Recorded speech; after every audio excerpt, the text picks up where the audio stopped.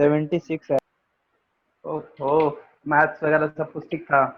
अच्छा लेकिन हाँ सर मेरा मैथ्स सब हो रहा है सर, हैं?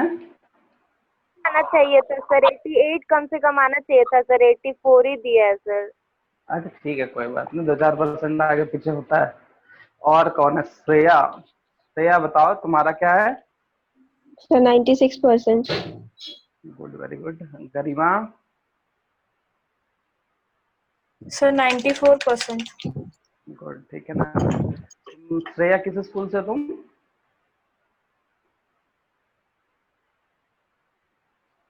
Shreya? Sir saint Xavier's. Saint Xavier, वो बिरसा मुंडा पार्क? हजारीबाग। अच्छा, हजारीबाग से हो? Yes sir. गरिमा तुम? धनबाद पब्लिक। बात तो चलो ठीक है, कोई बात नहीं। ठीक है, जिसका कम किसी का बहुत ज्यादा खराब नहीं हुआ है, ठीक है, थोड़ा आगे पीछे हुआ 5-6%, लेकिन थोड़ा हमको भी अनएक्सपेक्टेड लगा दीक्षा का, यामिनी का, उसका तुम्हारा किस में कम हो गया जी? सर साइंस में बोला ना सर, वो इतना कम कर दिया, सबसे कम उसी में है 76, बाकी सब में ठीक। चलो ठीक है, कोई बात नहीं, चलो मैं जो भी बढ़ा है मार्क्स लैंग्वेज। ओहो, चलो कोई बात नहीं, ठीक है, कोई बात नहीं, चलो मेहनत करना है आगे, ठीक है। सो हम लोग स्टार्ट करते हैं आज का क्लास, और आज का क्लास जो स्टार्ट करना है वो माइटोकॉन्ड्रिया से करना था। माइटोकॉन्ड्रिया कुछ नोट्स वगैरह लिखवाना था, ठीक है ना। तो माइटोकॉन्ड्रिया फिर से समझा दे या फिर क्लियर है तुम लोग को, या फिर से समझा दे, बताओ। माइटोकॉन्ड्रिया क्लियर है या फिर से समझा दे एक बार और?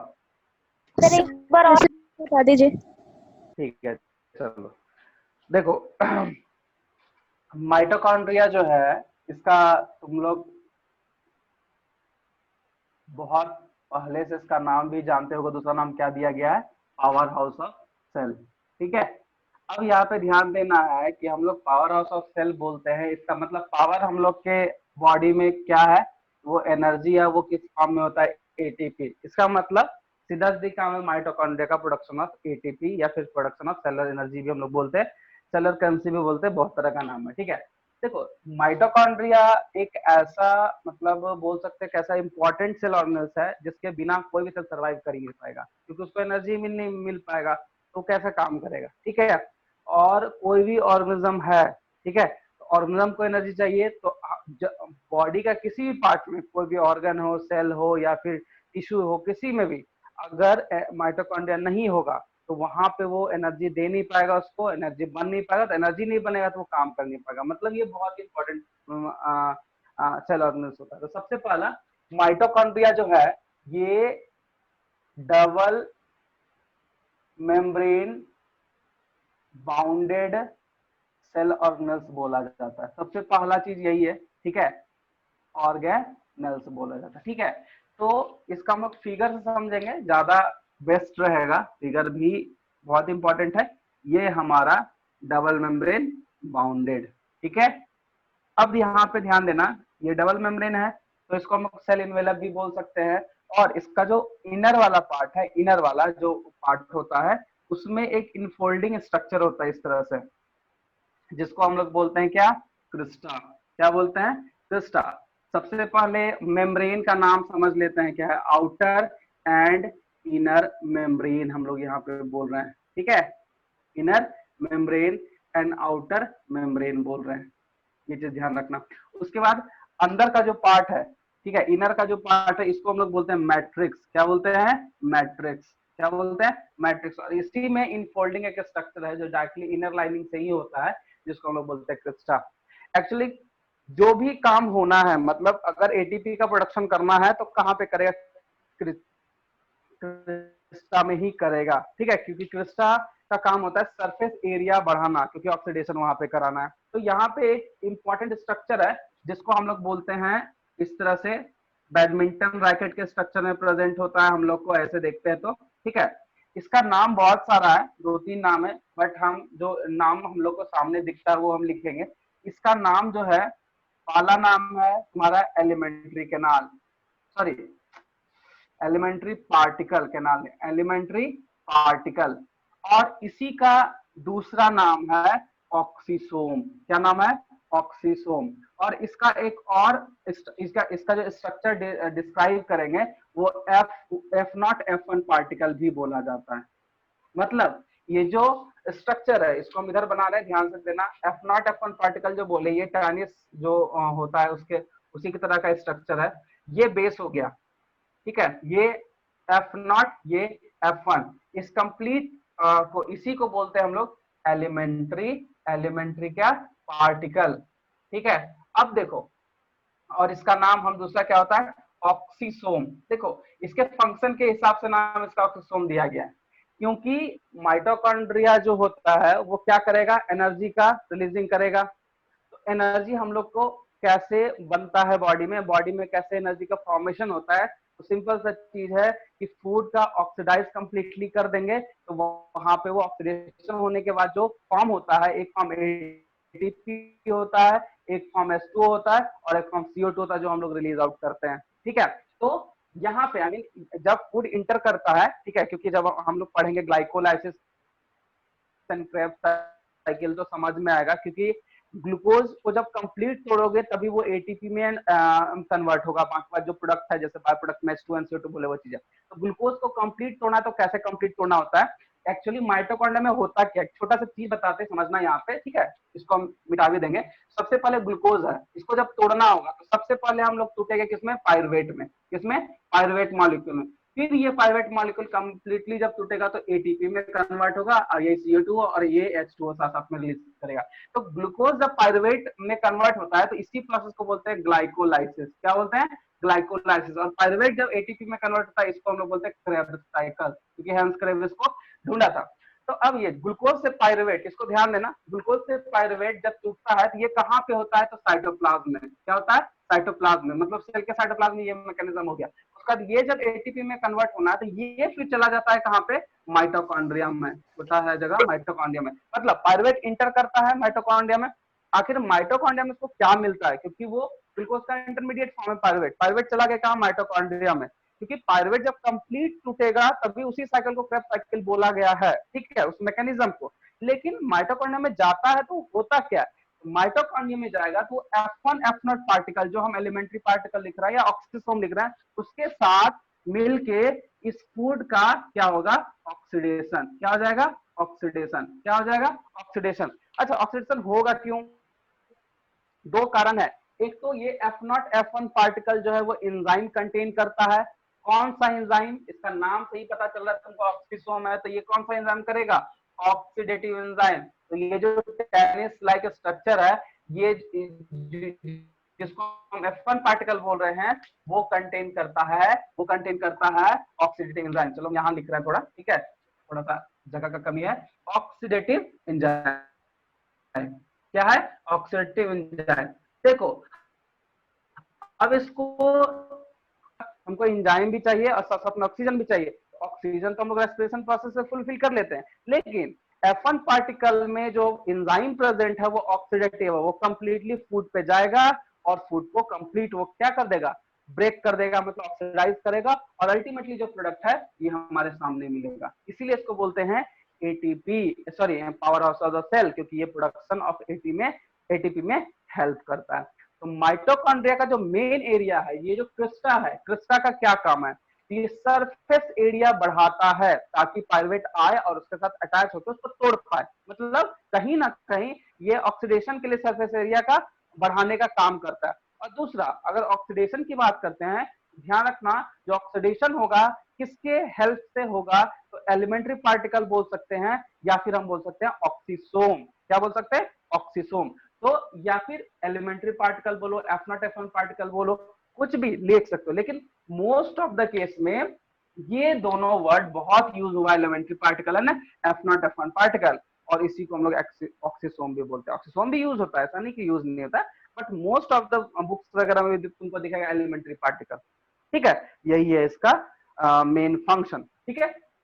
दूसरा देखो, जैसे हम मेम्ब्रेन के बारे में बस आउटर एंड इनर बता दिए, इनर का जो अंदर का पार्ट है उसको मैट्रिक्स बोले, बट आउटर मेम्ब्रेन जो होता है वो सॉफ्ट होता है, पोरस होता है, ताकि कोई भी मॉलिक्यूल है वो आराम से अंदर आ सके। तो आउटर मेम्ब्रेन का भी कुछ फंक्शन है, 2-3 लाइन में इसको भी हम लिख पाएंगे, ठीक है।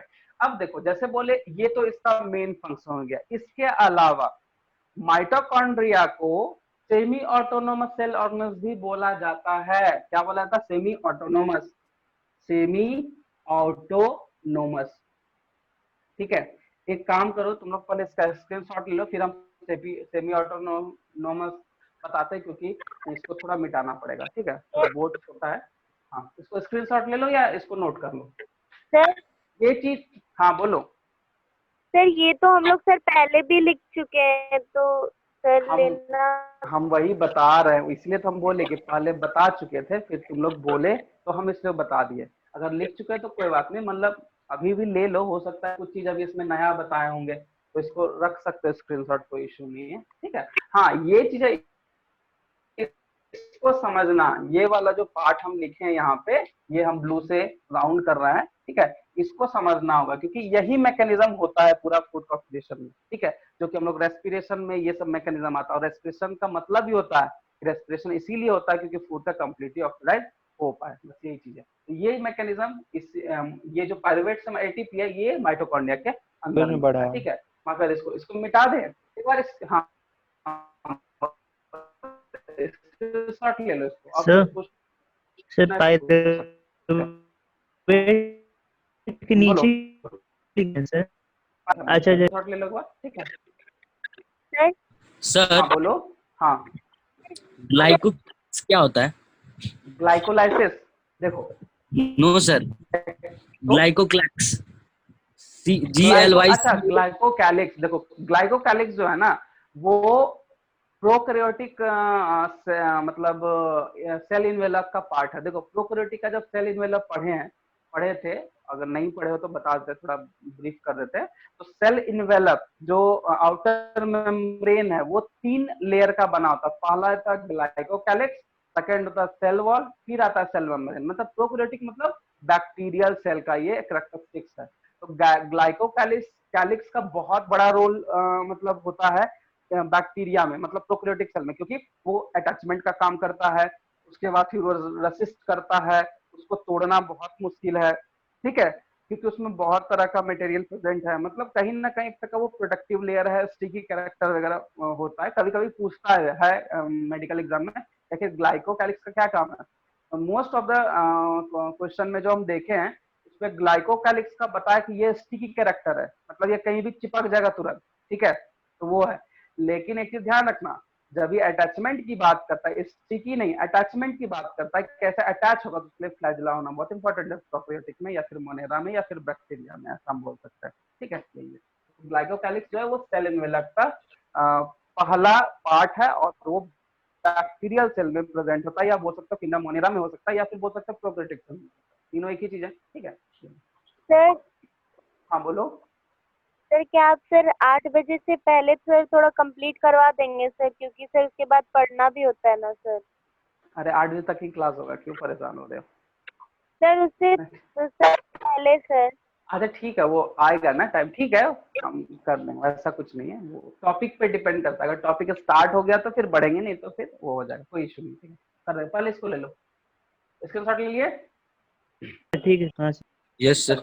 बिठा रहा है। किसी को भी कुछ प्रॉब्लम है अभी अभी पूछ लो ये वाला सेगमेंट पे, क्योंकि इसके बाद फिर कुछ और इसके बारे में बताना है, जो कि इसको एक स्पेशल सेल ऑर्गेन्स भी कह सकते हैं, बोलता है। ठीक है, चलो नहीं है किसी को प्रॉब्लम तो हम लोग आगे बढ़ते हैं।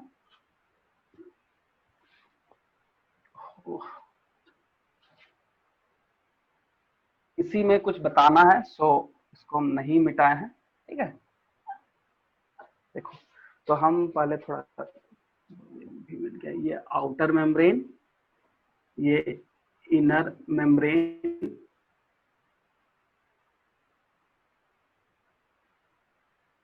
मेम्ब्रेन, और ये होता है क्रिस्टा, और ये होता है मैट्रिक्स।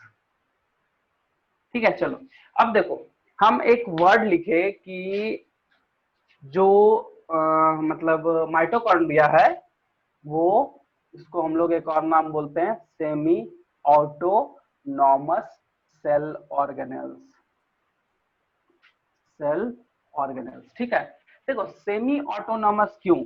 क्योंकि हर एक सेल ऑर्गेनेल्स को प्रोटीन का जरूरत पड़ता है, और प्रोटीन के लिए सेल में कौन सा सेल ऑर्गेनेल्स है ये सब कोई जान रहे होगा, इसके बारे में हम लोग पढ़े नहीं है बट जान रहे होंगे। Ribosome, ribosome is a protein factory, ये प्रोटीन सिंथेसिस का काम करता है। बट माइटोकॉन्ड्रिया एक ऐसा है जिसको खुद का अपना राइबोसोम भी प्रेजेंट है। राइबोसोम है, डीएनए है, देखो अपना इसका डीएनए भी है, अपना इसको राइबोसोम है, इसको किसी और से मतलब ही नहीं है, इसको जो प्रोटीन करना होगा करेगा, और डीएनए होने के कारण ये खुद से अपना कैरेक्टरिस्टिक वगैरह मेंटेन कर लेगा, इसका सेल के न्यूक्लियस से जरूरत नहीं पड़ता है। तो due to presence of DNA and ribosome, ठीक है, मोस्टली डीएनए की बात करते हैं तो ध्यान रखना डीएनए के कारण ही इसको बोलते हैं सेमी ऑटोनोमस सेल ऑर्गेनिज्म। और डीएनए जो होता है वो सेल्फ रेप्लिकेटिंग है, तो माइटोकॉन्ड्रिया में जो रेप्लिकेशन का काम करेगा डीएनए का, वो खुद से अपना ही करेगा क्योंकि उसका खुद का अपना। और ऑब्वियस ही बात है, अगर मेरे पास गाड़ी रहेगा तो हम क्यों दूसरे से मांगने जाएंगे, यही चीज इसके पास है, इसका डीएनए है, characteristics I mean sorry heredity vehicle वगैरह प्रेजेंट है, हेरिडिटी व्हीकल ही बोलते हैं डीएनए आरएनए को, तो इसके पास प्रेजेंट, तो ये खुद से अपना कैरेक्टरिस्टिक्स वगैरह शो कर लेता है, इसको दूसरे से डिपेंड नहीं होना पड़ता है। दूसरा राइबोसोम, राइबोसोम है तो प्रोटीन बनेगा, ये खुद का यहाँ पे राइबोसोम भी है, उसका खुद का है, तो किसी और पे ये डिपेंड नहीं है, किसी और पे मतलब साइटोप्लाज्म में राइबोसोम पे डिपेंड ये नहीं होता है। अब यहाँ पे क्वेश्चन है, तुम लोग बहुत इंपॉर्टेंट क्वेश्चन है जो बताने जा रहे हैं, ठीक है, इसको एकदम ध्यान रखना।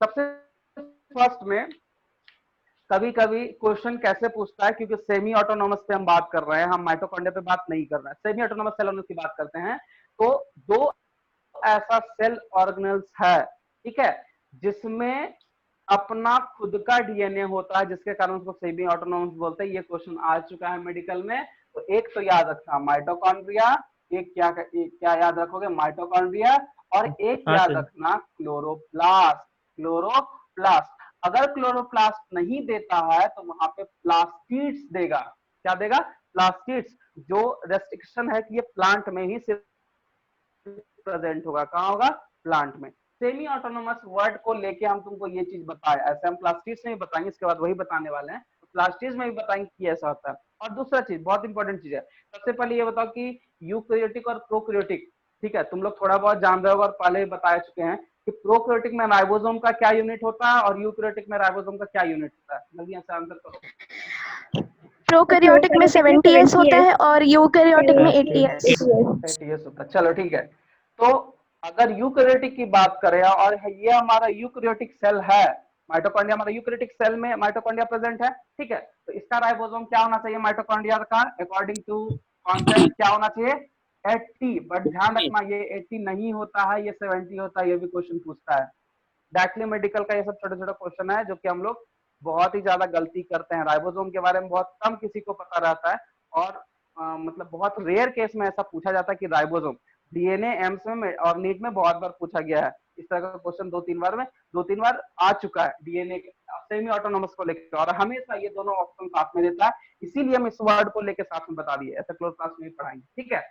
तो राइबोसोम 70S यहाँ पे होता है, इसको ध्यान रखना कि यूकैरियोटिक सेल में जो माइटोकॉन्ड्रिया जो उसका राइबोसोम यूनिट है, वो राइबोसोम यूनिट क्या है, 70S, इसको ध्यान रखना। और ये क्लोरोप्लास्ट में भी सेम होता है, तो क्लोरोप्लास्ट और माइटोकॉन्ड्रिया क्या, राइबोसोम भी 70S होगा, और दोनों में खुद का डीएनए भी प्रेजेंट होगा, समझ में आया, यही दो चीज है जो कि दोनों हम रिलेट करके तुमको बता दिए। कभी भी 80 मत लिख देना, क्योंकि सबसे बड़ा कंफ्यूजन क्या होता है कि यूकैरियोटिक का भाई 80 है, हम 80 लगा देते हैं, गलत होगा, क्या 70S, बस इसको याद कर लो, ठीक है, ये समझ में आ गया। राइबोसोम का हमेशा 70S ही होगा, माइटोकॉन्ड्रिया में होगा, प्लास्टिड या क्लोरोप्लास्ट में होगा, बट अगर पूछ दे यूकैरियोटिक टाइप ऑफ सेल में तो क्या लिखेंगे वहां पे, 80, प्रोकैरियोटिक में क्या है तो 70, समझ में आया, yes, ठीक है। एक और क्वेश्चन है जो हम रिलेट करना चाहेंगे, ऐसे पहले भी ये चीज बता चुके हैं,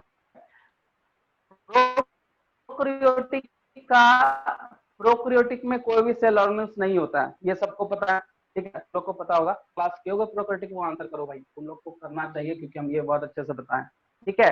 कैसे क्वेश्चन ट्विस्ट करता है वो हम बता दे रहे हैं, ताकि माइटोकॉन्ड्रिया पढ़ रहे हैं तो ये सब दिमाग में रहे, और अभी नोट कर सकते हो यानी तो बाद में वीडियो देख के वहां पे लिख लेना अपने हिसाब से कि हाँ ऐसा ऐसा होता है, और ये पूछा जाता है, ठीक है, ये पूछा गया भी है 16 और 17 में भी इस तरह का क्वेश्चन पूछा गया जो अभी हम बताने वाले, ठीक है। तो बताओ कि अगर माइटोकॉन्ड्रिया का काम है एटीपी को रिलीज करना या फॉर्मेशन करना इन यूकैरियोटिक, तो प्रोकैरियोटिक में इसका काम कौन करता है? मेसोसोम। Mesosome, good. देखो अब यहाँ पे क्वेश्चन कैसे पूछता है, ध्यान देना। सबसे फर्स्ट में माइटोकॉन्ड्रिया का काम क्या है? एनर्जी का रिलीजिंग करना। एनर्जी किस प्रोसेस से रिलीज करता है? एनर्जी किस प्रोसेस से रिलीज करता है? तो ऑक्सीडेशन प्रोसेस से। क्या होता है? ऑक्सीडेशन प्रोसेस से। तो डायरेक्टली पूछेगा कि प्रोकैरियोटिक में ऑक्सीडेशन का काम, ऑक्सीडेशन प्रोसेस कौन करने वाला है? वो करेगा मेसोसोम। कौन करेगा? मेसोसोम। दूसरा अगर पूछा गया है कि सबसे पहले ये बताइए जो है वो कौन करता है, कौन सा सेल ऑर्गेनिज्म करता है, या फिर दूसरा इस तरह से क्वेश्चन पूछा गया है कि मतलब कि प्रोकैरियोटिक में एज ए माइटोकॉन्ड्रिया कौन वर्क करेगा? तो कौन वर्क करेगा?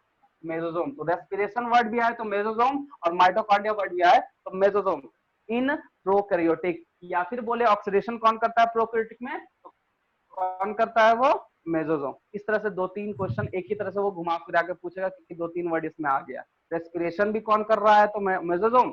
और माइटोकॉन्ड्रिया की तरह काम कौन करता है? तो मेसोसोम। और ऑक्सीडेशन प्रोसेस कौन करता है उसमें ताकि एनर्जी रिलीज हो पाए, वो कौन करता है? मेसोसोम इन प्रोकैरियोटिक में। ये इस तरह का जो तीन टाइप का क्वेश्चन तुमको बताए 3 वर्ड से, वो तुम ढूंढ लेना, तुमको 16 या 17 में ही इस तरह का क्वेश्चन एक मिल जाएगा। एज ए माइटोकॉन्ड्रिया कौन काम करता है प्रोकैरियोटिक में, या फिर मोनेरा में, या फिर बैक्टीरिया में। ये भी चेंज कर देता है, तो फिर वो सब चीज से टेंशन लेने का जरूरत नहीं है। बस कॉन्सेप्ट को बेसिक समझ के रखो और सब आंसर बनेगा। यही है तुम्हारा, ठीक है।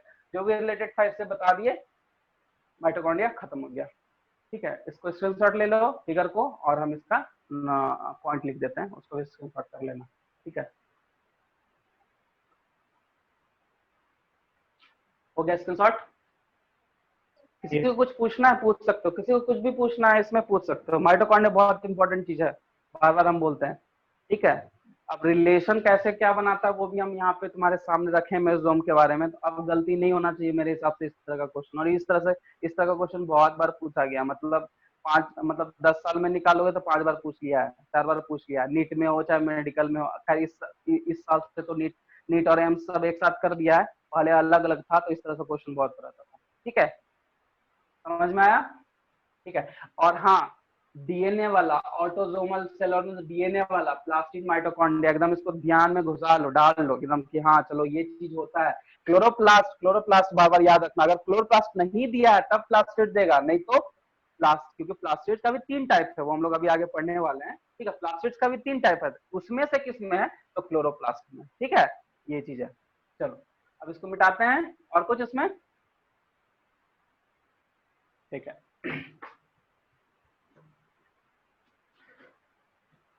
अब तुम लोग को सबका रिजल्ट वगैरह आ गया है, तो तुम लोग जरूर ऑब्जेक्टिव भी बनाओ, क्योंकि अभी घर पे हो और बहुत टाइम मिल रहा होगा।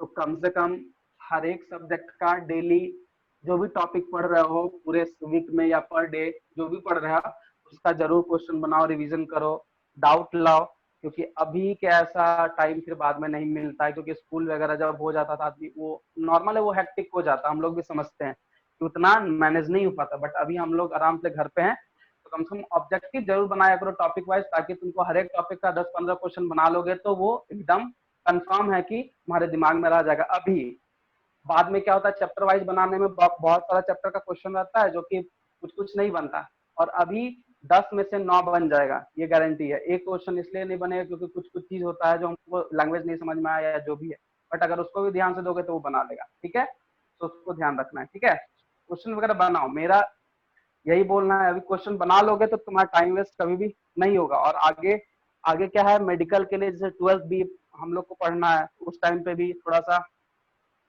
हम लोग 12th पे भी फोकस करते हैं, तो 11th का भूल जाने का भी डर रहता है। तो अभी करते रहोगे तो कितना भी भूलोगे तो 50-60% दिमाग में ही रहेगा। तो इस तरह गया है, ठीक है। तो हम लोग अब स्टार्ट करते हैं। तो देखो हम जो पॉइंट लिख रहे हैं ना, इसमें कुछ कुछ वर्ड्स आएगा, तो लिख के खत्म कर देंगे बोर्ड ना, तो फिर हम हर एक पॉइंट को एक्सप्लेन भी कर देंगे, ठीक है। वैसे हम पॉइंट बताए हैं, बट कुछ चीज को यहाँ पे लिखा हुआ है दूसरे तरीके से, ठीक है, तो तुम लोग परेशान मत होना।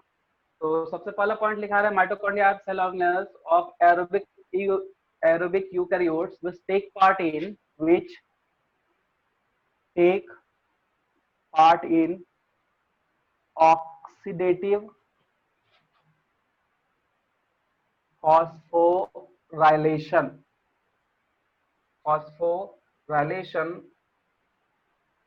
and Krebs cycle of aerobic respiration, ठीक है।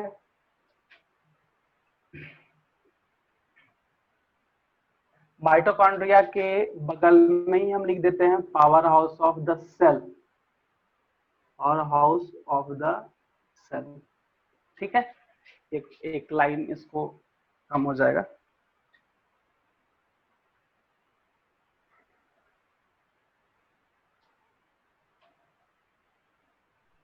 First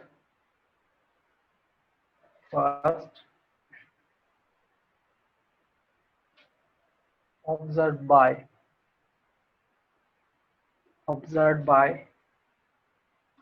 Colliker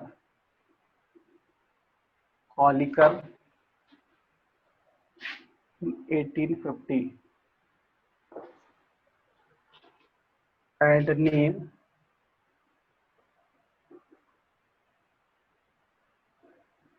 given by Benda, 1897। देखो, जब साइंटिस्ट का नाम बोल रहा है तो ध्यान रखना, ये बेंडा को पूछा गया है कुछ कुछ जगह पे, कुछ कुछ एग्जामिनेशन में। कॉलिकर जो है वो नहीं पूछता है, ठीक है, क्योंकि ये ऑब्जर्व किया था और नेम जो माइटोकॉन्ड्रिया है वो बेंडा दिया था, तो ये बेंडा कहीं कहीं पे क्वेश्चन आया हुआ है, वो दिखा है। अब हम लोग सबसे पहला जो लाइन है उसको समझते हैं, फिर लाइन को समझते जाते हैं, फिर आगे बढ़ेंगे। देखो, इसमें लिखा हुआ है एरोबिक यूकैरियोट्स। एरोबिक का मतलब क्या होता है, तुम ही लोग आंसर करो, फिर हम समझाते हैं। Presence of oxygen. हाँ, अगर कोई ऑर्गेनिज्म रेस्पिरेशन करता ऑक्सीजन के प्रेजेंस में तो वो एरोबिक हो गया। मतलब देखो, यहाँ पे ऑक्सीजन आ गया और रेस्पिरेशन भी आ रहा है, तो एरोबिक यूकैरियोट समझ में आ गया। दूसरा, which take part in oxidative phosphorylation. Oxidative मतलब सीधा है ऑक्सीडेशन जो प्रोसेस हम लोग बार बार बात कर रहे हैं, ठीक है। अब यहाँ पे फॉस्फोराइलेशन का मतलब क्या होता है, तो ध्यान रखना कि फॉस्फोराइलेशन का मतलब होता है, साइड में लिख सकते हो तुम लोग, फॉर्मेशन ऑफ एटीपी। इसी प्रोसेस को हम लोग बोलते हैं फॉस्फोराइलेशन, मतलब ये टेक्निकल वर्ड है फॉस्फोराइलेशन। अगर कहीं कहीं पे जैसे हम लोग फोटोसिंथेसिस में पढ़ेंगे, वहां पे लिखता है फोटो फॉस्फोराइलेशन, तो मतलब सनलाइट के प्रेजेंस से जब एनर्जी का फॉर्मेशन होता है तो उसको फोटो लिख दिया गया, तो इस तरह से। बट फॉस्फोराइलेशन का मतलब होता है फॉर्मेशन ऑफ एटीपी, या फिर इसी का मतलब होता है एडिशन ऑफ फॉस्फोरस। मतलब फॉस्फोरस को ऐड करना भी एक प्रोसेस को फॉस्फोराइलेशन ही बोलते हैं। बट एक सिंपल सा ध्यान रखना, formation of ATP is called phosphorylation, तो वही लिखा हुआ है ऑक्सीडेटिव फॉस्फोराइलेशन। एंड तीसरा जो वर्ड लिखा है Krebs cycle of aerobic respiration. हम क्रेब्स साइकिल के बारे में पहले ही बता चुके हैं कि यूकैरियोटिक में माइटोकॉन्ड्रिया में जो कंप्लीट ऑक्सीडेशन प्रोसेस होता है, उस प्रोसेस को क्या बोलते हैं, क्रेब्स साइकिल। और वही क्रेब्स साइकिल जो है more amount of energy release करता है। ये भी हम लोग को पढ़ना है रेस्पिरेशन में, प्लांट रेस्पिरेशन में हम लोग पढ़ेंगे, क्योंकि प्लांट का रेस्पिरेशन जो होता है वो सेल रेस्पिरेशन होता है, और सेल में ये सब सारा हम लोग को दिखेगा। क्लियर है पहला पॉइंट। सेकंड पॉइंट है ऑब्जर्व, ठीक है, कॉलिकर बता दिए। बैंडा पूछा गया, थोड़ा इसको ध्यान रखना, और ईयर को भी याद रखोगे, बट ये साइंटिस्ट को हमेशा मतलब क्वेश्चन में हम ये मिला है, ठीक है। नेक्स्ट पॉइंट है चौथा point,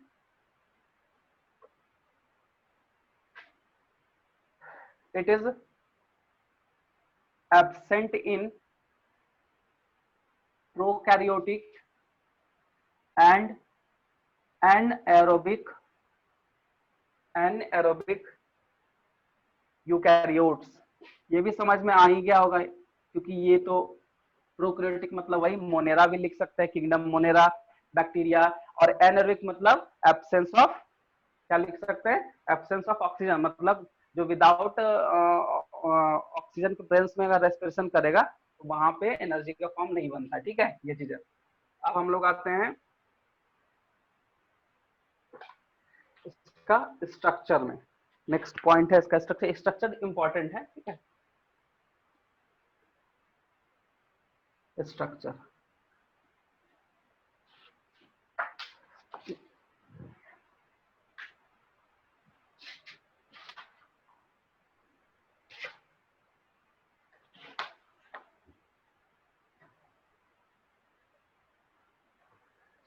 first point, it contain two membrane and two chambers, outer and inner chambers, two chambers, ठीक है, outer and inner। Sir membrane और चैम्बर अलग अलग होता है? एक ही चीज है जी। अरे देखो, चैम्बर का मतलब क्या है, स्पेस हो गया, तो ये आउटर चैम्बर, इसके बाद वाला इनर चैम्बर, वही चीज है। ओ ठीक है, वही चीज है, समझ में गया, ये चीज है।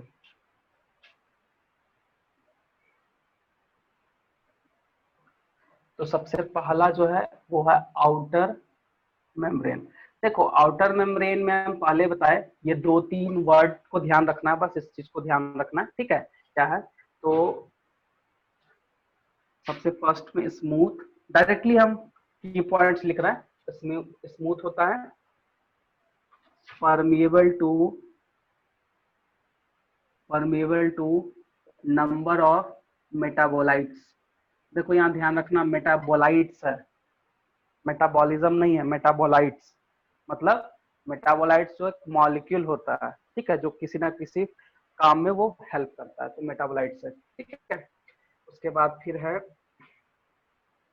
Metabolites,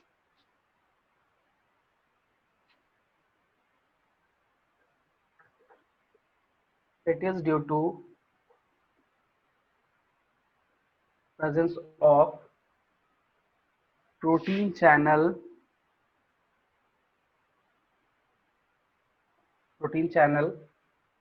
called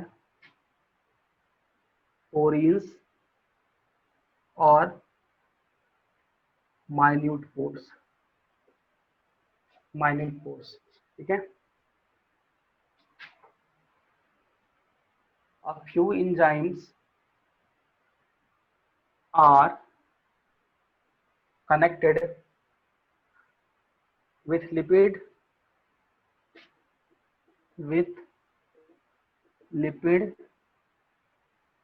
synthesis located in membrane, चलो ये है इसका। देखो अब एक चीज है इसमें, जैसे हम यहाँ पे लिख पाए हैं प्रेजेंस ऑफ प्रोटीन, ठीक है, तो प्रोटीन चैनल जिसको पोरीन्स और माइन्यूट पोर्स, मतलब अगर हम सेल मेम्ब्रेन की बात कर रहे हैं, ठीक है, या मेम्ब्रेन क्या होता है, इसमें पोर्स है, और ये पोर्स जो है वो किसका बना है, प्रोटीन का, और उसी का नाम दिया है पोरीन्स। इसको भी ध्यान रखना, ये भी कभी कभी मतलब पूछ लेता है पोरीन्स, ठीक है, कि माइटोकॉन्ड्रिया का जो आउटर मेम्ब्रेन है, वो जो पोर्स होता है उसको क्या नाम दिया गया, तो पोरीन्स या माइन्यूट पोर तो देगा नहीं ऑप्शन में, पोरीन्स ही देगा, और पूछेगा वो पोरीन्स किसके हेल्प से बनता है, तो प्रोटीन का वहां पे हेल्प होता है, मीन प्रोटीन चैनल को ही बोल रहे हैं वहां पे पोरीन्स, ठीक है बस। और ये लिखा है फ्यू एंजाइम्स, क्योंकि प्रोटीन है तो एंजाइम बनाएगा, वो जो है कनेक्टेड रहता है आउटर मेम्ब्रेन, जो कि उसमें लिपिड भी कनेक्ट है, जिसका काम होता है ट्रांसपोर्ट करवाना, क्योंकि अगर साइटोप्लाज्म में कुछ है और उससे उसको भेजना है सेल ऑर्गेनेल्स के अंदर में, तो मेम्ब्रेन में प्रोटीन एंड लिपिड का कंटेंट होना चाहिए, ठीक है, क्योंकि वो मेम्ब्रेन है, अब मेम्ब्रेन है तो प्रोटीन लिपिड होगा ही, और प्रोटीन का अपना काम है चलन बना, और लिपिड का उसका काम क्या है, उसको मूवमेंट में हेल्प करना, यही चीज है। चलो इसको नोट कर लो, या फिर स्क्रीनशॉट लो, स्क्रीनशॉट ही ले लो। इसमें किसी को कुछ पूछना है, कोई वैसा पॉइंट जो नहीं समझ में आया, वर्ड हमको बोल सकते हो भी। मेटाबोलाइट्स का मतलब समझ नहीं आया सर। देखो मेटाबोलाइट्स क्या होता है, देखो primary metabolites and secondary metabolites. Metabolites एक मॉलिक्यूल है जो मेटाबॉलिज्म के हेल्प में, सॉरी मेटाबॉलिज्म जब होता है तो उसमें वो हेल्प करता है, ठीक है। प्राइमरी मेटाबोलाइट्स में जैसे मान लो तुम प्रोटीन आ गया, कुछ लिपिड्स है, ठीक है, कुछ मॉलिक्यूल है जो डायरेक्टली मेटाबॉलिज्म में वो काम आ जाता है। लेकिन सेकेंडरी जो है, जैसे मेटाबोलाइट्स मतलब सिंपल है जो मेटाबॉलिज्म में हेल्प करता है, जैसे कुछ मिनरल्स है, कुछ ड्रग्स है, कुछ एंजाइम्स है, कुछ केमिकल्स है। तो वो जो मॉलिक्यूल है वो कोई ना कोई मॉलिक्यूल से बना, तो उसी मॉलिक्यूल को हम मेटाबोलाइट्स बोलते हैं। मतलब वैसा मॉलिक्यूल जो मेटाबॉलिज्म में हेल्प करता है। यहाँ पे प्राइमरी सेकेंडरी नहीं दिया गया है, क्योंकि इसका प्राइमरी सेकेंडरी भी होता है वो हम लोग बायोमॉलिक्यूल्स में पढ़ेंगे ठीक इसके बाद, ठीक है, क्योंकि सेल है, सेल के बाद फिर बायोमॉलिक्यूल्स ही पढ़ना, तो उसमें हम लोग को मेटाबोलाइट्स आएगा। मतलब जो डायरेक्टली मॉलिक्यूल, कोई वैसा मॉलिक्यूल जो डायरेक्टली मेटाबॉलिज्म में हेल्प कर रहा है उसको हम लोग मेटाबोलाइट्स बोलते हैं, ठीक है। ये इसीलिए लिखा है परमिएबल टू, मतलब परमिट करता है अंदर में जाने के लिए कुछ मॉलिक्यूल को, जो कि डायरेक्टली मेटाबॉलिज्म मतलब सिंपल केमिकल रिएक्शन। अब वो केमिकल रिएक्शन एनाबॉलिक हो या कैटाबॉलिक हो उससे कोई फर्क नहीं पड़ता है, बस केमिकल रिएक्शन हो रहा है तो वहां कोई मॉलिक्यूल यूज हो रहा है, तो उसको अगर बाहर से भेजना है तो कौन परमिट करता है, तो आउटर मेम्ब्रेन। बस एक चीज ले लो।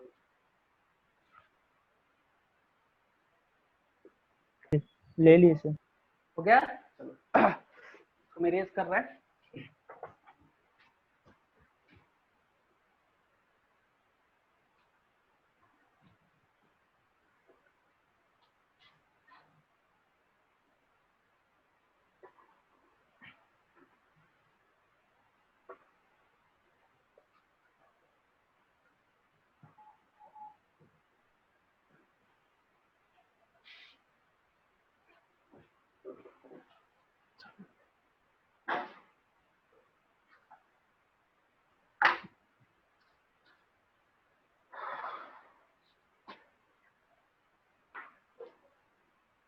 अब नेक्स्ट पॉइंट है हमारा inner membrane.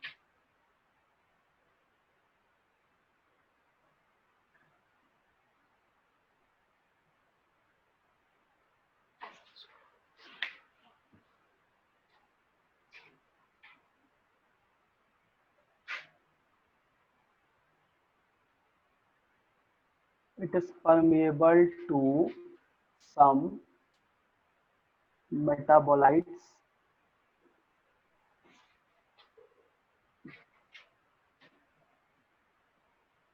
it is rich in double phospholipid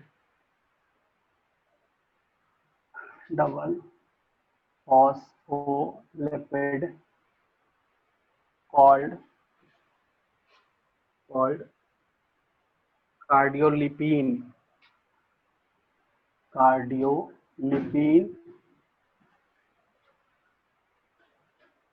which make the membrane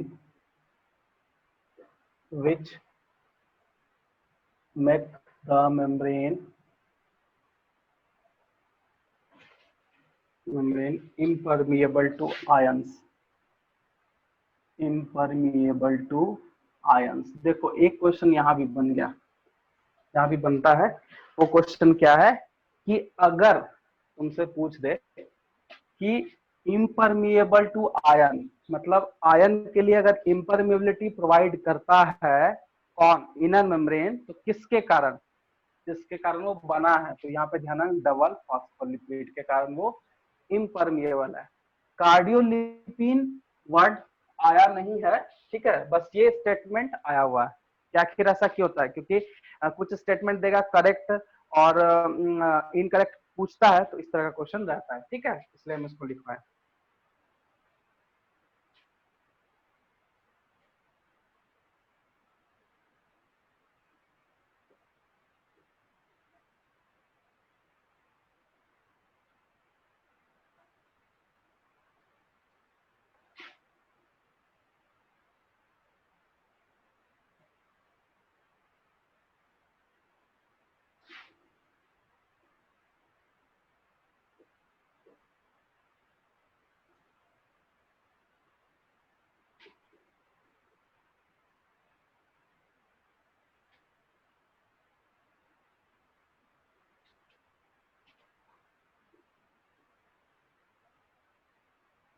देखो ये क्रिस्टा हम लोग समझे कि इनर का जो पार्ट है वो मैट्रिक्स जो पार्ट होता है वो इनफोल्डिंग रहता है। देखो लिखे membrane is infolded, inner membrane के साथ में वो कनेक्ट रहता है। हम पहले बताए थे कि ये स्ट्रक्चर है और बीच में जो इनफोल्डिंग है ये डायरेक्टली इनर मेम्ब्रेन से कनेक्ट होता है, वही इनफोल्डिंग होता है जिसको हम लोग बोलते हैं Crysta.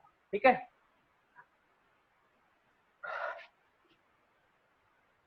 They are meant for increasing the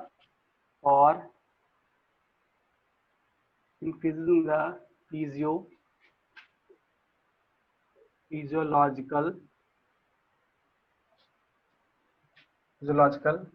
active area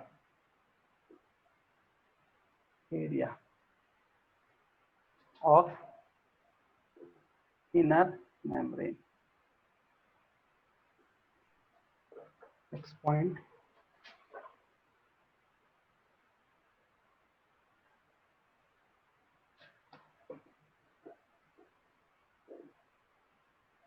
the inner membrane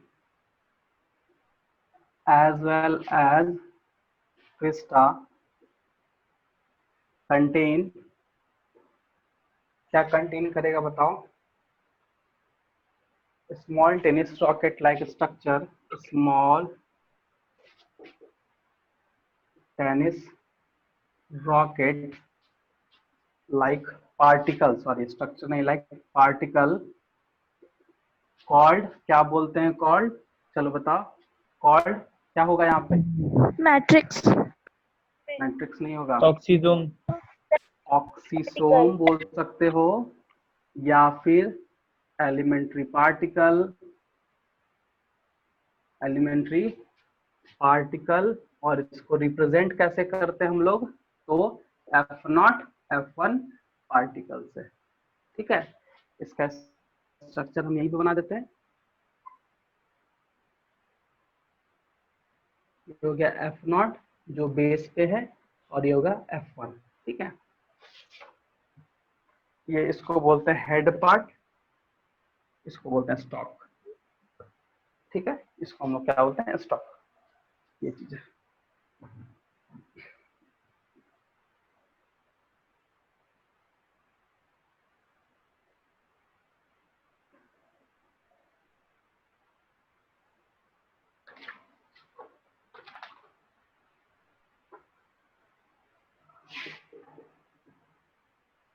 Elementary particle functions as ATPase। ATPase enzyme है ताकि ये एक तरह का एंजाइम की तरह काम करता है ताकि ये ATP के फॉर्म में हेल्प करता है। ATPase they are therefore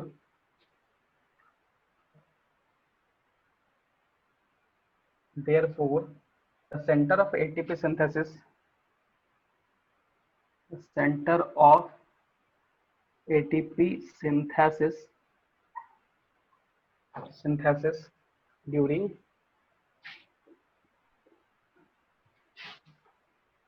oxidative phosphorylation।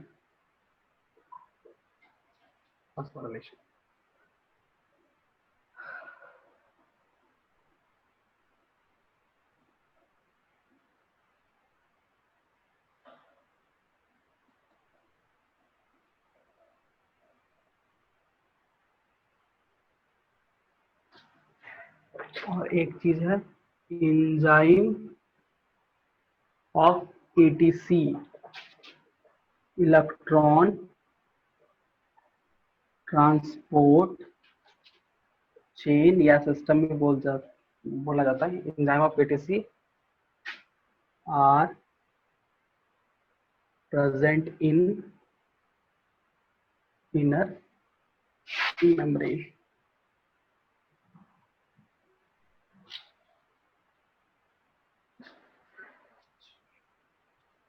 इसको स्क्रीनशॉट ले लो।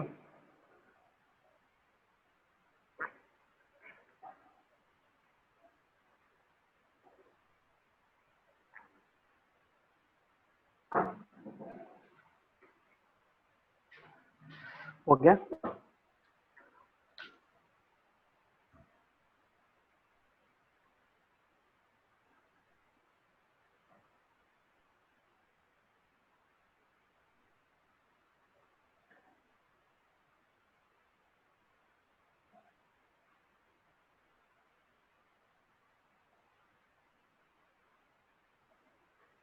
हो गया, इसको लिख लिए, मतलब स्क्रीनशॉट ले लिए।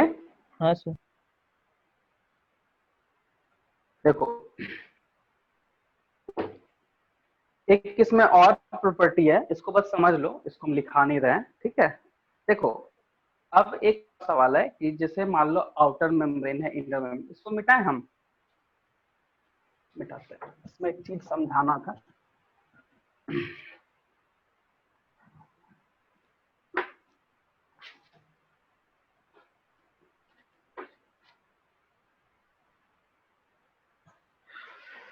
देखो ये हमारा आउटर, ये हमारा इनर, ठीक है। इसमें एक प्रॉपर्टी होता है,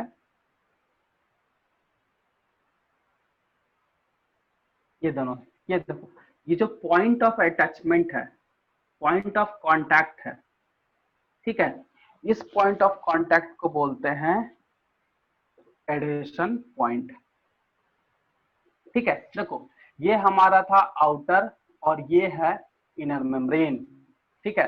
ये भी आउटर है और ये है इनर, बट दोनों में डिफरेंस क्या है तुम्हारे सामने, एक है कि दोनों सेपरेट है और एक होता है दोनों क्या होता है, दोनों एक साइड पे अटैच्ड है।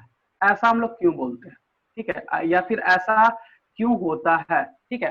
तो ध्यान रखना कि क्योंकि बाहर का पार्टिकल को अंदर आना है, तो बाहर का पार्टिकल यहां से आएगा फिर इसमें आएगा, तो ये लोग क्या करता है, जब मूव कराना है फ्रॉम आउटसाइड, जैसे मान लो ये आउटसाइड है और ये इनसाइड है, तो जिस पॉइंट से इसको जाना है ना, उस पॉइंट का दोनों मेम्ब्रेन जो है आपस में कांटेक्ट में आ जाता है या फिर अटैच हो जाता है, उसी अटैचमेंट को हम लोग बोलते हैं एडहेशन पॉइंट। ये बस बता दिए नॉलेज के लिए, ये इम्पोर्टेंट है, सॉरी इम्पोर्टेंट नहीं है क्योंकि कभी पूछा नहीं गया है, बस ये एक्स्ट्रा है, तो इसको समझ लो कि एडहेशन पॉइंट कभी कभी पूछता है।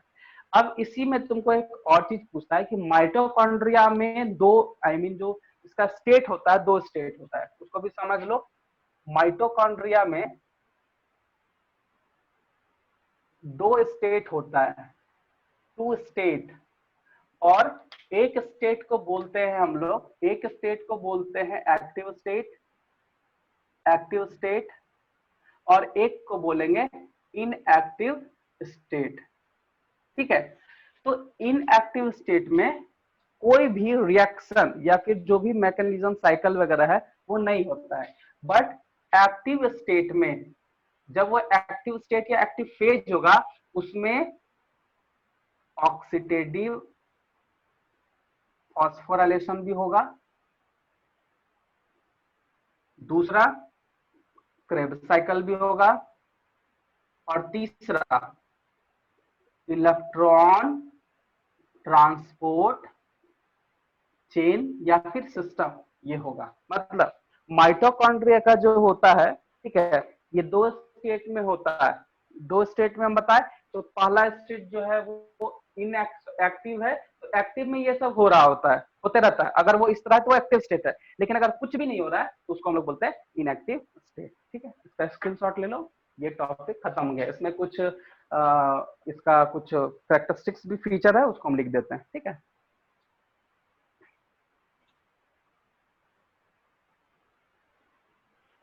सर ब्लर आ रहा है सर वीडियो, क्या क्या सर ब्लर आ रहा है video.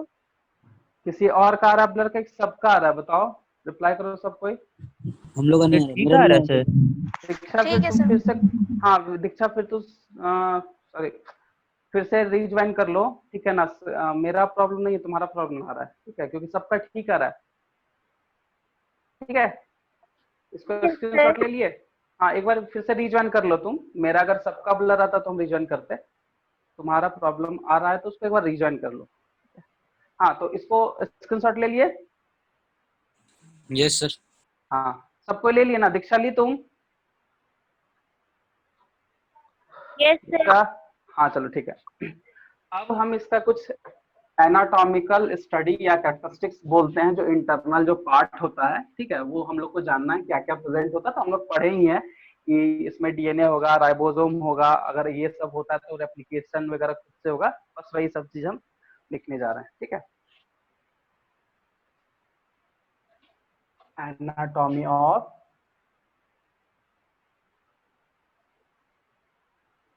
Mitochondria. Mitochondria,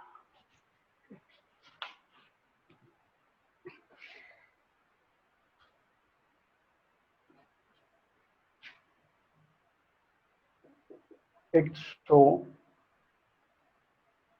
large degree of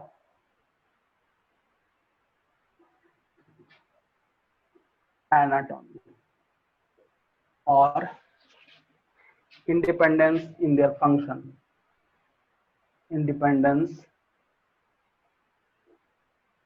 in their function. In their function, ठीक है। तो इसका पहला फंक्शन है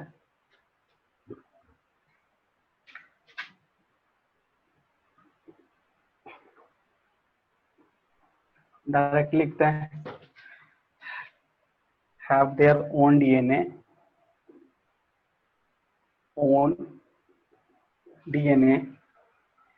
which can replicate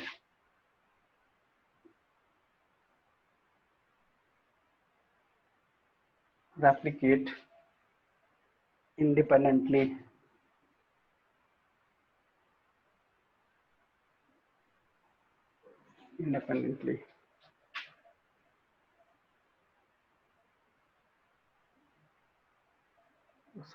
it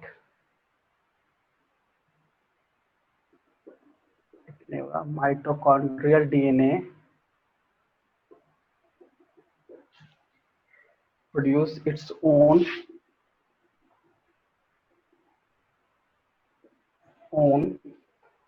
mRNA, tRNA, mRNA, tRNA and rRNA। चलो बताओ इस तीनों में किस में क्या नहीं समझ में आया? mRNA, tRNA, rRNA।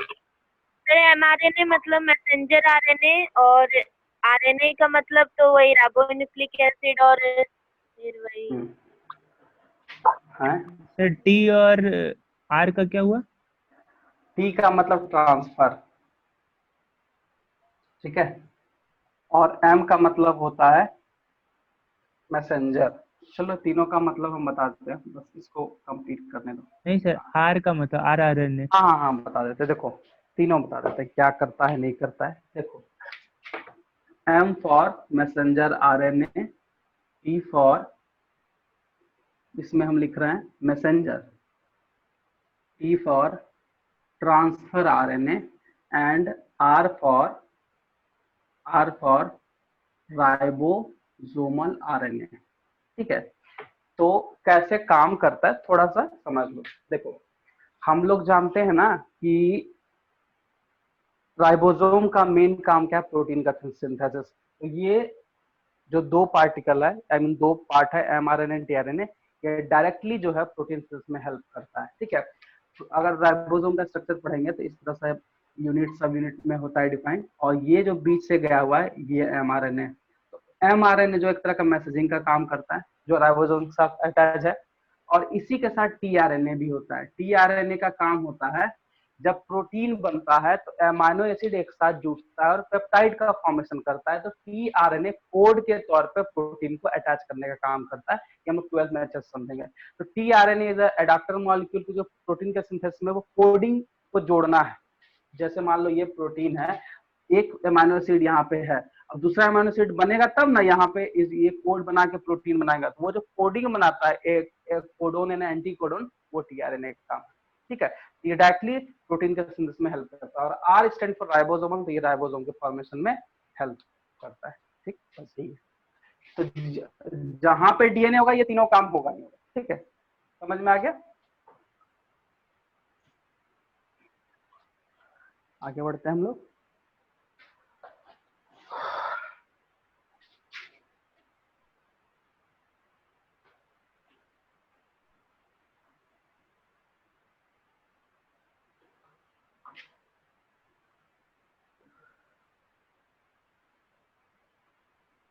the organelles synthesis some of the enzyme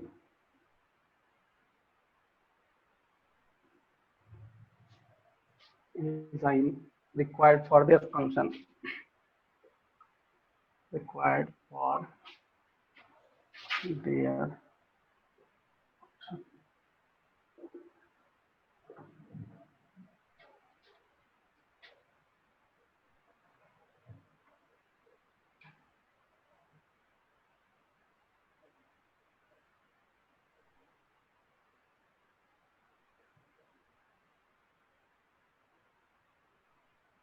it synthesize some of their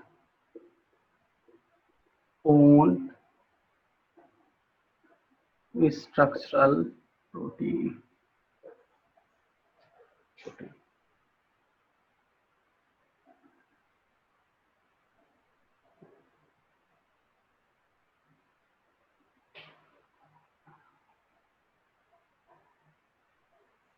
ये हो गया इसका एनाटॉमी।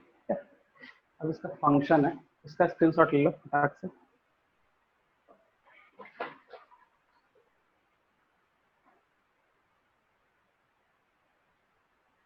हो गया sir.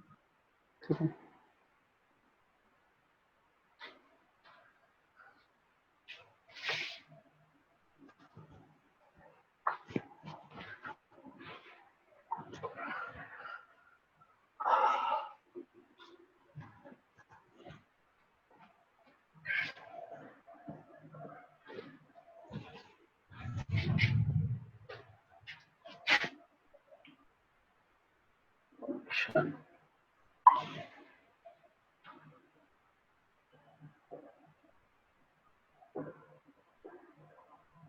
mitochondria are miniature biochemical factories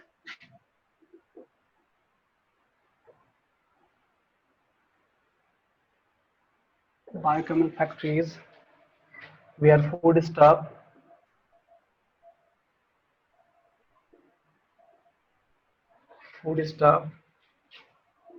or respiratory substrate are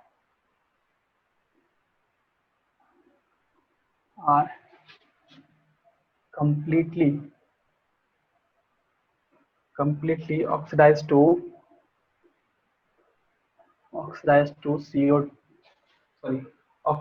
CO2 and water.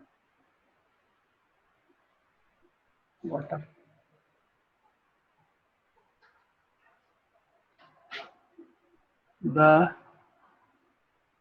energy is liberated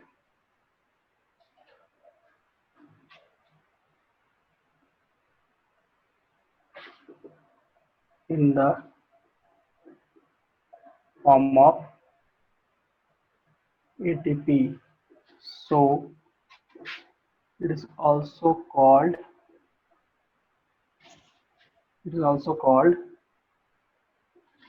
powerhouse of the cell, power of the cell. ठीक है,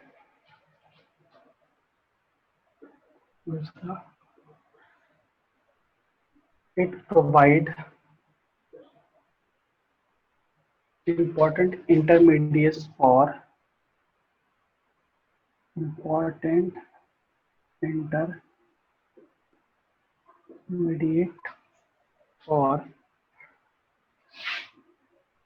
the synthesis of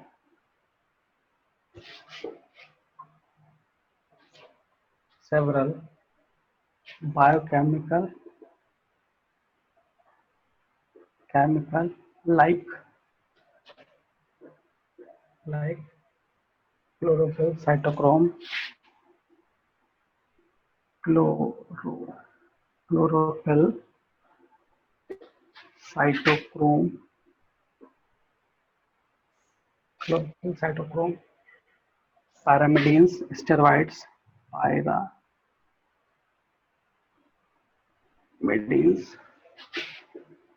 steroids, etc.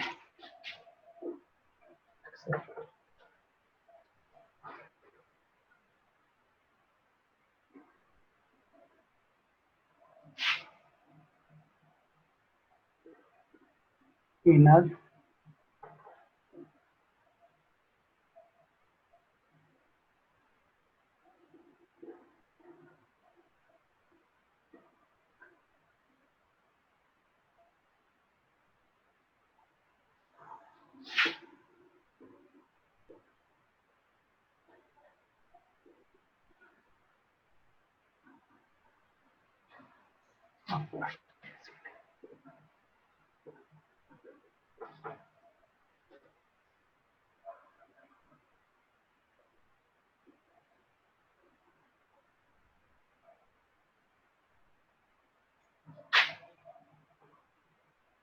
Sir तो हाँ एक second, हाँ बोलो बोलो। Sir second point का chlorophyll के बाद क्या लिखे हैं? साइटोक्रोम, साइटोक्रोम है, साइटोक्रोम।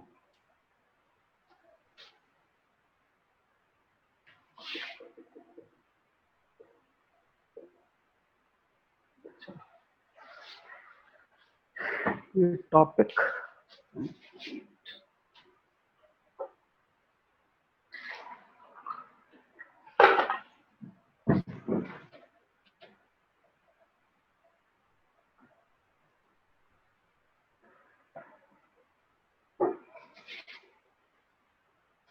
ये क्लोरोफिल, साइटोक्रोम, पैरामिडीन है, पैरामिडीन।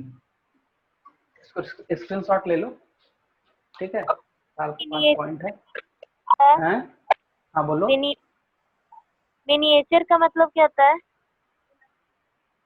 मिनिएचर का, अरे मिनिएचर बायोकेमिकल फैक्ट्री मतलब देखो एक तरह का ये ना एक ऐसा मतलब पार्ट है, मतलब क्या बोलो फैक्ट्रीज है ना, तो फैक्ट्री है मतलब बायोकेमिकल बहुत ज्यादा, तो वही मिनिएचर बायोकेमिकल फैक्ट्रीज है, ठीक है। बहुत सारा बायोकेमिकल प्रोसेस वहां पे होता है, तो वही मिनिएचर उसको बोला गया।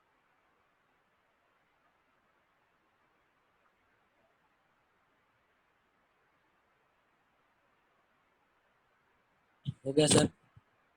चलो यहाँ पे एक हो गया। वर्ड, ये एक चीज का मतलब यहाँ पे तुम लोगों को समझाओ, ठीक है। तुम लोग हमको बताओ ये फूड स्टफ लिखा है या रेस्पिरेटरी सबस्ट्रेट, किसको बोल रहा है? फूड स्टफ या रेस्पिरेटरी सबस्ट्रेट किसको बोल रहा है? यहाँ पे जो ऊपर में लिखा हुआ है एटीपी, हैं?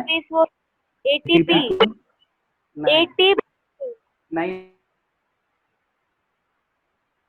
माइटोकॉन्ड्रिया मिनिएचर बायोकेमिकल फैक्ट्रीज, मतलब ये एक ऐसा फैक्ट्रीज है जहाँ पे फूड स्टफ और respiratory substrate are completely oxidize, मतलब फूड स्टफ या रेस्पिरेटरी सबस्ट्रेट। चलो रेस्पिरेटरी सबस्ट्रेट ही बता दो यहाँ किसको वो बोल रहा है, फूड स्टफ थोड़ा बोलना मुश्किल, किसको? ग्लूकोज, ग्लूकोज को। Glucose, good good good good, glucose. तो इसको ध्यान रखना, ग्लूकोज ही ये फूड स्टफ जो है ये ग्लूकोज को ही रिप्रेजेंट करता है। ये सब चीज ध्यान रखना क्योंकि जब क्वेश्चन बनाता है तो ये सब वर्ड यूज कर लेता है ताकि हम लोग वहाँ कंफ्यूज हो जाए, ठीक है। तो रेस्पिरेटरी सबस्ट्रेट हो गया ग्लूकोज, और रेस्पिरेटरी गैसेस में हम किसको लेंगे? रेस्पिरेटरी गैसेस में हम किसको लेंगे? O2 O2 CO2 and CO2। 2 and और हाँ रेस्पिरेटरी सबस्ट्रेट हो गया, रेस्पिरेटरी मतलब गैसेस हो गया, और रेस्पिरेटरी प्रोडक्ट किसको लेंगे, किसको बोलेंगे? एटीपी को, ठीक है। तो इस तीनों वर्ड्स का ध्यान रखना, और इसमें कुछ है नहीं ज्यादा, ठीक है।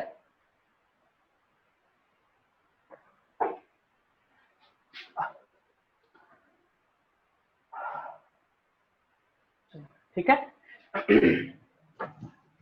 ये माइटोकॉन्ड्रिया का जो मैकेनिज्म, फंक्शन, एनाटॉमी वगैरह खत्म हो गया, ठीक है। फिगर तुम लोग जो बताए हैं दोनों वो एक ही अच्छे से बना के वो उसको ऐड कर लेना वहां पे, और फिर ये कंप्लीट, ठीक है।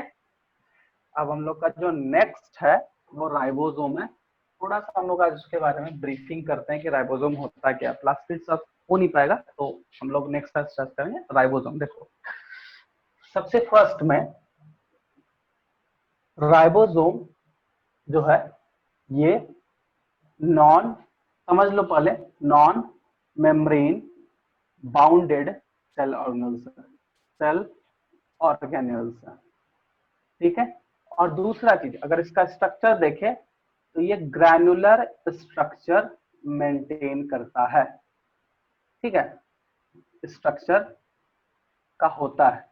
अब जैसे हम बोले कि कभी कभी ये क्वेश्चन पूछता है कि सेल में कौन ऐसा सेल ऑर्गेनेल्स है जो कि नॉन मेम्ब्रेन बाउंडेड है, मतलब उसमें कोई भी आउटर कवरिंग मेम्ब्रेन या इनवेलप कुछ भी बोलो वो नहीं होता है उसमें, ठीक है। ये चीज है, आउटर मेम्ब्रेन है नहीं।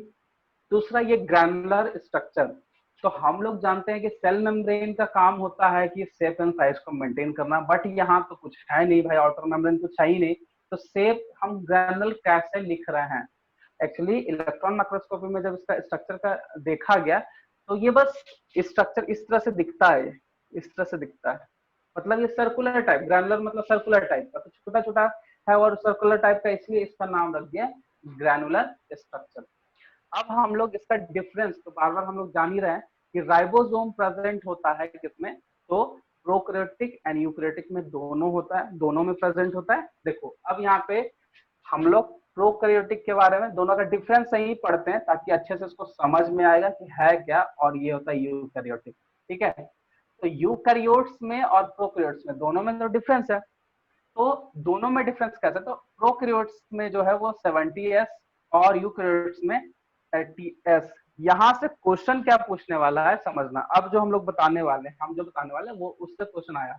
सबसे पहला, ये तो पहला क्वेश्चन बन गया, ठीक है, जो कि रेयरली पूछता है, छोटा क्वेश्चन है। अब ये जो एस लिखा है ये क्वेश्चन पूछता है, ये जो एस दोनों में लिख रहा है क्या, तो सेडिमेंट्री कॉफिशिएंट बोलते हैं, S stand for sedimentary coefficient, ये बोला जाता है। एक क्वेश्चन ये है, ठीक है, और इसी को बोलते हैं सेडबर्ग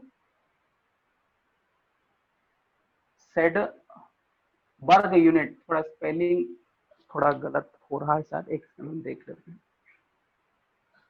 सेडबर्ग ही बोला जाता है इसको।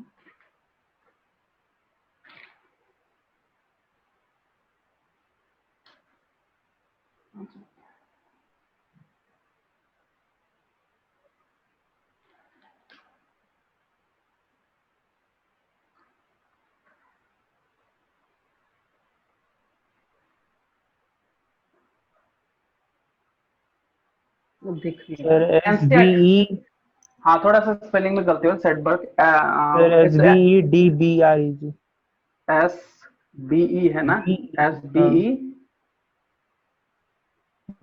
DBERG, अच्छा DBERG, ठीक है, चलो ठीक है, सेडबर्ग।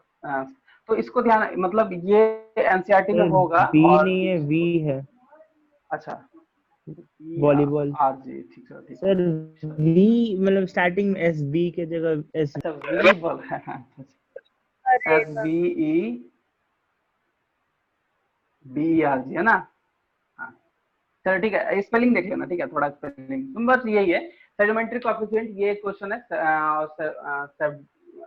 सेडबर्ग यूनिट बोलते हैं कि इसका यूनिट भी होता है, तो इसको ये दोनों इसका क्वेश्चन एक बार इस चीज से क्वेश्चन पूछ चुका है, ठीक है।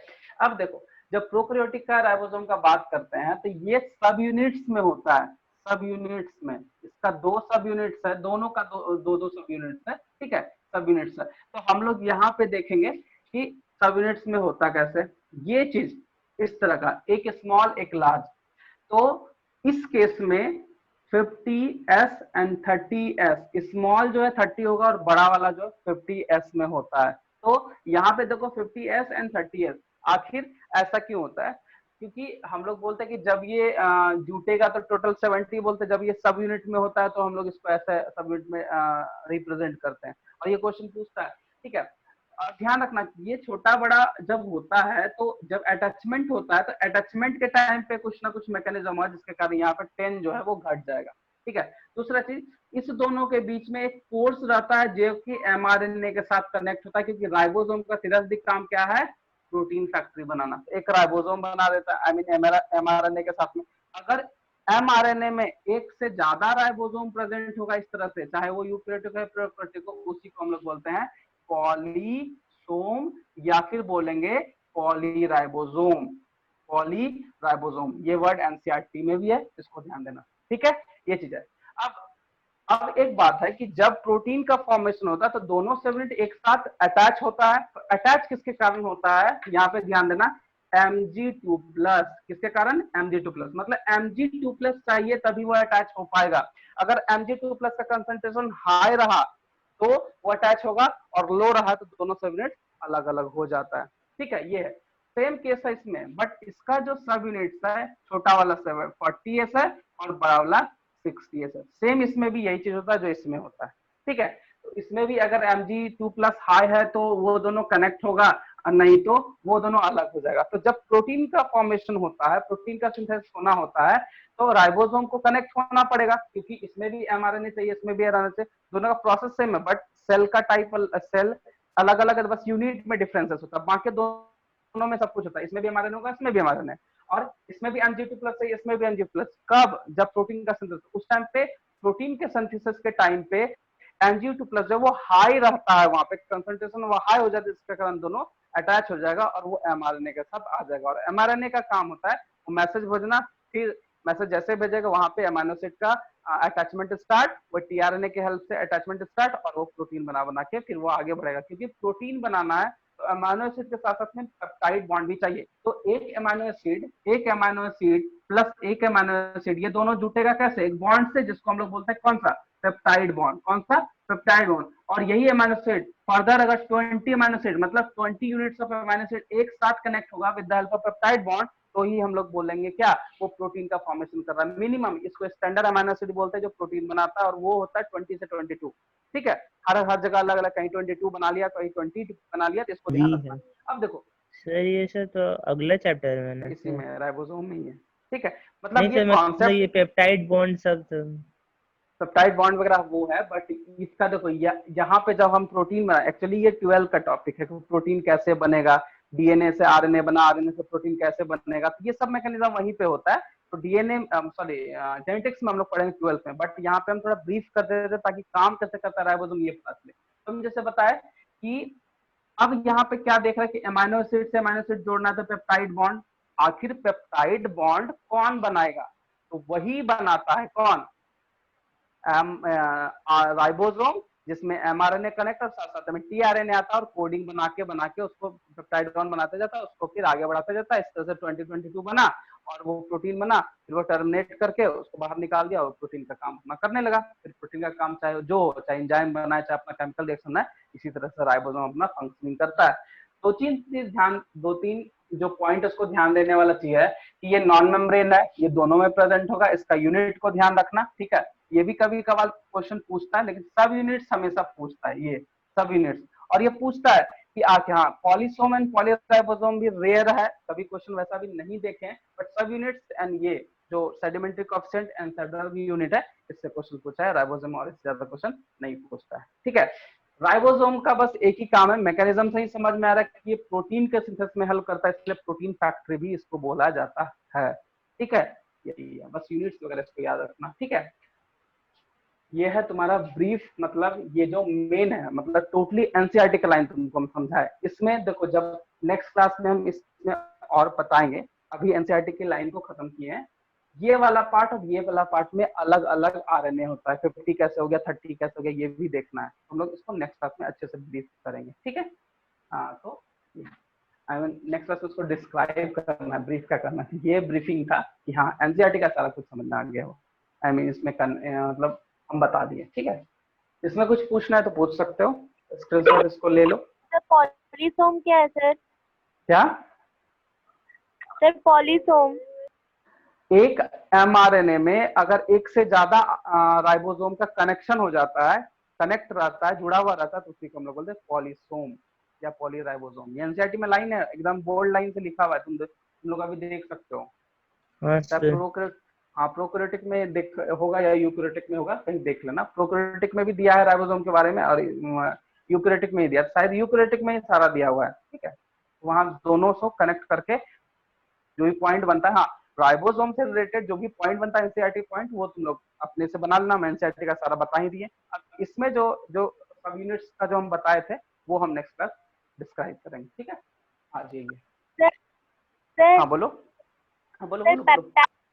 पेप्टाइड बॉन्ड एक बार बताइए ना फिर से। देखो जैसे सपोज मान लो ये अमीनो एसिड है और ये अमीनो एसिड है, ठीक है, ये तो बायोमॉलिक्यूल से मॉलिक्यूल है, ये दोनों को अगर जोड़ना है तो जोड़ने के लिए हमको बॉन्ड चाहिए, वो बॉन्ड कौन सा है? Peptide bond. इसी तरह से 20 सब यूनिट्स के साथ अगर पेप्टाइड बॉन्ड जुड़ता गया तो वही प्रोटीन बना देता है, बस यही, ठीक है। सर जीनोमिक डीएनए क्या होता है? जीनोमिक डीएनए, ठीक है, वो हम लोग का जो न्यूक्लियस के अंदर में डीएनए है ना, वो जीनोमिक डीएनए है। आई मीन जीनोमिक डीएनए क्या होता है, वो बहुत सुपर क्वाइल्ड होता है, उसमें जो हिस्टोन प्रोटीन का पैकिंग होता है 8 ऑक्टामर से उसको पैक किया जाता है, वो कैरेक्टरिस्टिक्स को कंट्रोल करता है, ठीक है, उसके बाद उसका एक्सप्रेशन करता है, उसको पास कराता है from one generation to next generation through cell, वही जीनोमिक डीएनए होता है, ठीक है। सर हाँ सर ये टाइमिंग कब तक रहेगा सर? ऐसा है सर, संडे और वेडनेसडे को? ये हमेशा रहेगा। सर ऐसे ठीक है। क्यों किया सर? हाँ देखो ये चीज हमको नहीं पता है, संतोष सर, संतोष जी,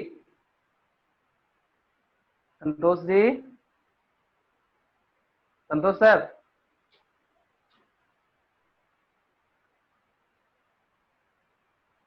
कैलाश जी, ठीक है, ये टाइमिंग को लेके ना एक बार तुम लोग सर से डिस्कस करना, संतोष सर या कैलाश सर जो भी है उनसे बात कर लेना, ठीक है, तो वो तुम लोग को बता देंगे। अगर मान लो कुछ वैसा है तो सर से डिस्कस करना, टाइमिंग के बारे में एग्जैक्टली नहीं, बट टाइमिंग तुम लोग का यही रहेगा।